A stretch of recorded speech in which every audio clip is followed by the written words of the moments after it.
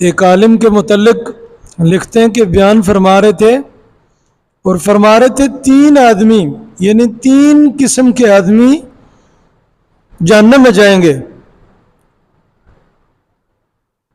پہلے قسم سود خور، دوسری قسم بے نمازی۔ اتنی دیر میں ایک بندہ کھڑا ہوا تو مولوی صاحب نے کہا بھائی بیٹھ جاؤ۔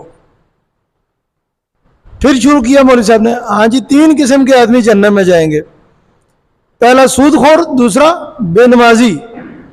اب پھر وہ بندہ کھڑا ہو گیا، مولوی صاحب نے کہا بیٹھ جاؤ بھائی۔ وہ بندہ بڑی مشکل سے پھر بیٹھ گیا۔ اب تیسری دفعہ پھر مولانا صاحب، ہاں جی 3 قسم کے آدمی جہنم میں جائیں گے، سود خور، بے نمازی، اور آدمی پھر کھڑا ہو گیا۔ مولوی صاحب نے فرمایا تیسرا یہ آدمی جائے گا جو بار بار کھڑا ہوتا ہے۔ تو بعض دفعہ نظم و ضبط کا خیال نہ رکھنے کی وجہ سے پھر ایسا بھی ہو جاتا ہے۔